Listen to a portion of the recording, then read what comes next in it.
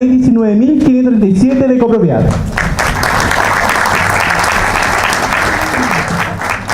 Y demuestra.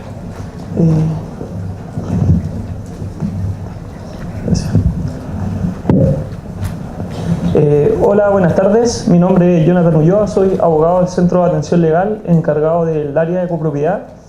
Hoy día les voy a hablar respecto a tres temáticas que siento que son bastante importantes y que generalmente surgen muchas situaciones con las que hay que lidiar día a día. La primera, lo que me gustaría hablar es respecto a los espacios comunes, y quiero hablarles un poquito, primero las definiciones, lo que la ley 19.537 define como espacios comunes, ¿ya? Están señaladas en el artículo 2, número 3, y son están categorizadas por en cuatro situaciones, ¿ya? La primera, que señala que los que pertenezcan a todos, ¿se escucha bien a todo esto, cierto? Sí, ya. Los que pertenezcan a todos los copropietarios por ser necesarios para la existencia, seguridad y conservación del condominio, tales como terrenos de dominio común, cimientos, fachadas, muros exteriores y soportantes, estructura, techumbres, ascensores tanto verticales como inclinados, montacargas y escaleras, así como todo tipo de instalaciones generales y ductos de calefacción, de aire acondicionado, de energía eléctrica, de alcantarillado, de gas, de agua potable y de sistemas de comunicaciones, recintos de calderas y estanques. Esa es la primera generalización, ¿ya? Después señala también aquellos que permiten a todos y a cada uno de los copropietarios el uso y goce de las unidades de su dominio exclusivo. Letra C, terrenos y espacios de dominio común colindantes con una unidad del condominio. Y letra D, bienes muebles o inmuebles destinados permanentemente al servicio, recreación y espacios comunes de los copropietarios. Primero que todo, les quería que quedara bien claro cuáles eran, según la ley, la definición de los espacios comunes para explicarles posteriormente una serie de situaciones que se generan. Por ejemplo, y dudas que se generan igualmente. Por ejemplo, respecto a quién es responsable de los espacios comunes, ¿ya? Para ustedes, ¿quién es responsable de los espacios comunes? La comunidad, ¿correcto? ¿Cierto? Entonces, la mantención de los espacios comunes y cualquier situación que se genere al respecto, la responsable es la comunidad, ¿correcto? Por ejemplo, una cañería de agua que tiene problemas y le produce, por ejemplo, un daño a un departamento, tanto el arreglo como de la filtración, como los daños que se produzcan por esta, tienen que ser costeados por la comunidad a través de los gastos comunes, ¿ya? En eso quiero que quede súper claro, ¿ya?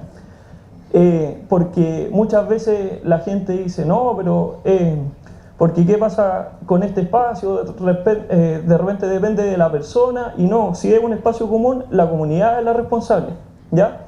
También hay espacios comunes que son de uso y goce exclusivos de una propiedad, como el ejemplo más común que ocurre.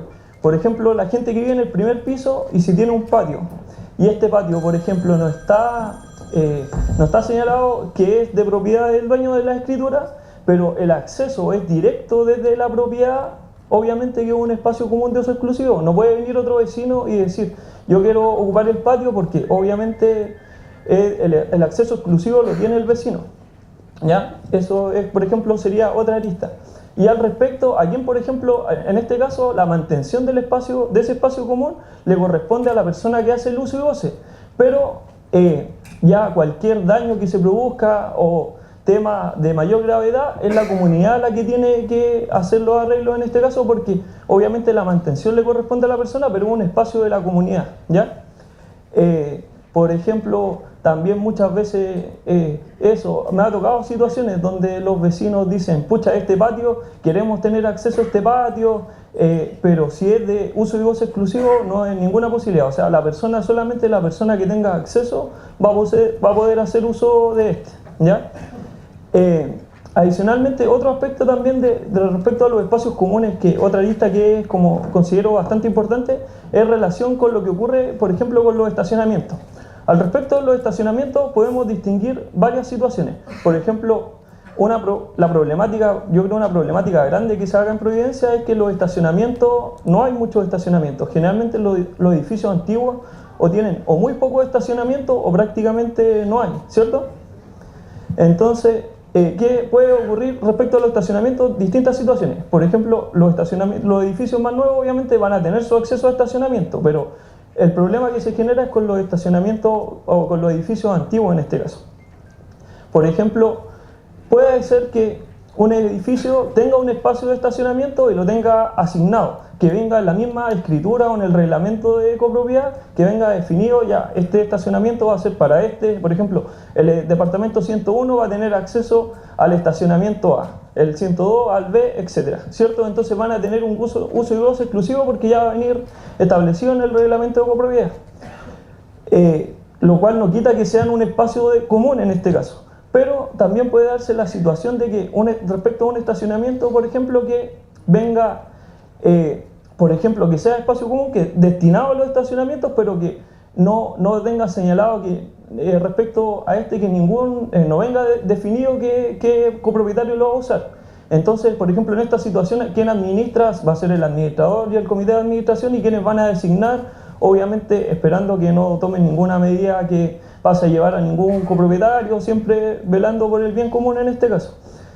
Y otra situación que puede darse con respecto a los estacionamientos es que hay un terreno pero que no esté definido. Entonces, por ejemplo, respecto a esas situaciones que ya nos ha tocado anteriormente, puede ocurrir que lo que se puede hacer y lo que nosotros buscamos colaborar en el centro legal es, por ejemplo, hacer un cambio de uso de destino. Entonces, es una zona que es espacio común pero no está destinado a nada. Entonces se junta el quórum de asamblea extraordinaria con los requisitos que establece la ley, se cita un notario y se hace el cambio de destino y se define como estacionamiento. Y obviamente eso es un espacio común de la comunidad que va a ir destinado a los estacionamientos. Si aquí alguien presente tiene ese problema en la comunidad y tiene un terreno que es espacio común y se pueda destinar, puede acercarse a nosotros y los colaboramos en ese sentido, entendiendo obviamente que de verdad el tema de los estacionamientos es súper complicado y es una situación muy difícil, o hay comunidades que señalan de facto lugares para estacionar pero no hacen los trámites legales y, por ejemplo, si un vecino reclama, después posteriormente se puede generar el problema de que si alguien reclama en el juzgado de policía local, van a multar a la comunidad, van a hacer el cambio y no sé, hay comunidades de repente que llevan 20 años funcionando de esa manera, con estacionamientos fijos, etcétera, pero si no están, según lo establece la ley, pueden tener algún problema. Entonces, al quien tenga esa situación, los invito a acercarse al centro legal para que lo colaboremos en ese sentido. ¿Ya? También quiero dejar bien en claro que respecto a los espacios comunes, que son de uso y goce exclusivo, la persona no es propietaria, ¿ya? Solamente tiene el uso y goce, a lo mejor de manera permanente, pero eso no quita que uno, no sé si va a vender la propiedad y tiene un estacionamiento de uso y goce exclusivo, en la escritura no puede decir que uno es propietario de ese estacionamiento o no puede venderlo aparte porque uno solamente tiene el uso y goce exclusivo, o sea, no tiene la disposición, ¿ya? Quiero dejar como bien claro en ese aspecto. Y eso con respecto, yo creo que eran aspectos importantes a tocar respecto a los espacios comunes, ¿ya? Ahora me gustaría hablar respecto a la ley de copropiedad y el reglamento de copropiedad, ¿ya? Primero, antes de empezar a detallar ciertos aspectos, me gustaría hablar, en lo que respecta, quiero ser bien claro, la ley, la base de las comunidades, la norma legal base es la ley de copropiedad, ¿ya? Nunca un reglamento interno puede establecer normas que estén por sobre la ley de copropiedad, ¿ya? La base es la ley y el reglamento es un complemento de la ley, ¿ya? O sea, es decir, la base, la ley 19.537 tiene aspectos generales, tiene algunos obviamente más específicos, pero hay aspectos que no los señala. Entonces el reglamento de copropiedad lo que tiene que hacer es complementar efectivamente los aspectos de la ley y no puede ir nunca en contra. Por ejemplo, no puede ocurrir, por poner un ejemplo de una situación que la ley dice claramente que solamente pueden ser miembros del comité el copropietario o el cónyuge, ¿ya? No puede el reglamento señalar, por ejemplo, que un arrendatario vaya a ser miembro del comité, porque esto iría en contra de la ley. Y como les decía, el reglamento nunca puede ir en contra, o sea, puede complementar, a veces, por ejemplo, cuando establece ciertos estándares en la ley, poner estándares superiores, eso podría realizarlo, pero no ir en contra de lo que dice la ley, ¿ya? Como les decía, la ley de copropiedad es un complemento del reglamento. Obviamente la ley reglamenta muchas situaciones, las materias de asamblea ordinaria, materias de asamblea extraordinaria, como los espacios comunes, el nombramiento del administrador, del comité de administración, etc. Y el reglamento lo que viene señala, por ejemplo, el artículo 28, qué materias puede tener el reglamento de copropiedad. No necesariamente eso significa que todos los aspectos que están aquí señalados los van a tener. Generalmente los reglamentos que eran muy antiguos no vienen determinados, o sea, tienen aspectos, un copy-paste de la ley prácticamente, algunos aspectos, pero en general los reglamentos antiguos eran muy precarios. Yo creo que los reglamentos hoy en día de los edificios más nuevos ya vienen por lo menos un poco más completos. Y el artículo 28 acá señala qué aspectos debería tener cada reglamento. Como les decía, no necesariamente esto significa que todos los van a tener, pero es como el ideal, ¿ya? Y el artículo 28, como les decía, señala: los copropietarios de un condominio deberán acordar un reglamento de copropiedad con los siguientes objetos. Letra A, fijar con precisión sus derechos y obligaciones recíprocos, imponerse las limitaciones que estimen convenientes. Letra C, dejar establecidos que las unidades que integran el condominio, como asimismo los sectores en que se divide en los bienes de dominio común, estarán identificados en los planos a que se refiere el artículo 11, señalando el número y la fecha del archivo de los planos en el conservador de bienes raíces, ¿ya?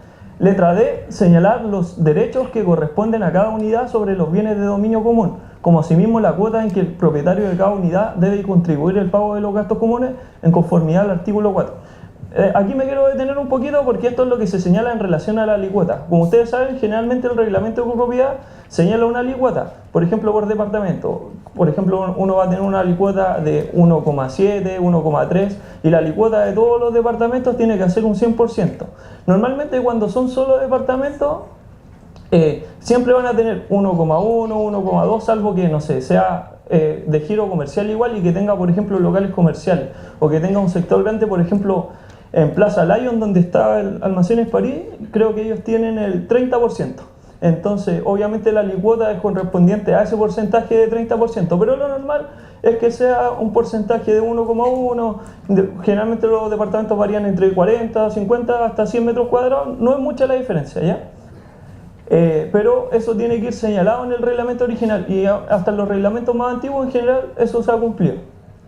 Letra E, establecer lo concerniente a la administración y conservación de los bienes de dominio común, las multas por incumplimiento de obligaciones y la aplicación de alguna de las medidas permitidas en el inciso 3 y 4 del artículo 5, lo que se refiere al corte de luz. En este punto me quiero detener porque normalmente los reglamentos antiguos no tienen establecido el tema de las multas por incumplimiento, o no están detallados. Por ejemplo, se señala muchas veces, se sanciona, pero no se señala la forma.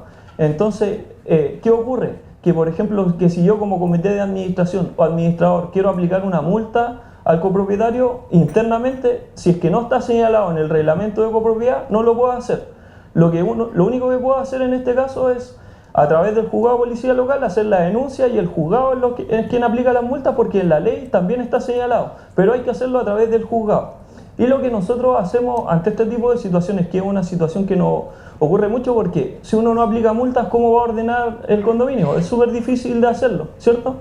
Entonces lo que nosotros hacemos en este caso, y que hemos colaborado en varias comunidades, es hacer un anexo del reglamento de copropiedad.